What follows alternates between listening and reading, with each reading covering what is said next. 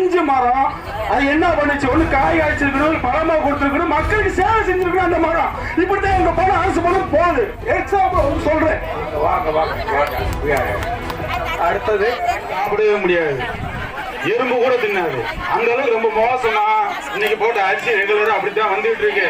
பெருமைக்கு சொல்லல, ஒரு முறை நீங்க சாப்பிட்டு பார்த்தா தெரியும், சாப்பிட இல்ல தெரியும். நாங்க தினசரி அந்த அரிசியை சாப்பிட்டு இருக்கோம், அந்த வழி எங்களுக்கு தான் தெரியும். போடுற அரிசியும் சரி, பருப்பா இருந்தாலும் சரி, என்ன ஒரு தடவை தான் கொடுக்குறாங்க மாசத்துக்கு, 2 மாசத்துக்கு 3 மாசத்துக்கு ஒரு தடவை என்ன கொடுக்குறாங்க.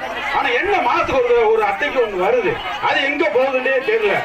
ரெண்டாவது, என் தண்ணி தொட்டி நளிர் முக்கிய தண்ணி தொட்டி மேல ஆலமரம் உழைச்சு பெரிய மரமா இருக்கு.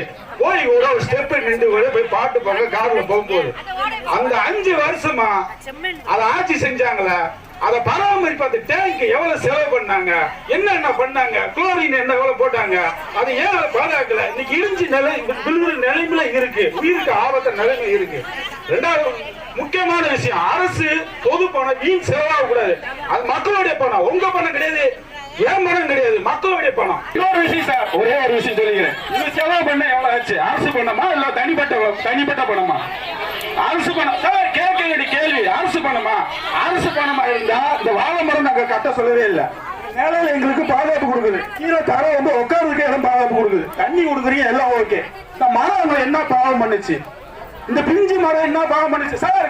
மைண்ட்ல ஏத்துக்கிட்டு சார் போகும்போது யோசனை பண்ணு. இந்த பிஞ்சு மரம் அது என்ன பண்ணுச்சு? ஒண்ணு காய் காய்ச்சிருக்கணும், பழமா கொடுத்துருக்கணும், மக்களுக்கு சேவை செஞ்சிருக்கணும். அந்த மரம் இப்படித்தான் எங்க பணம் அரசு பணம் போகுது.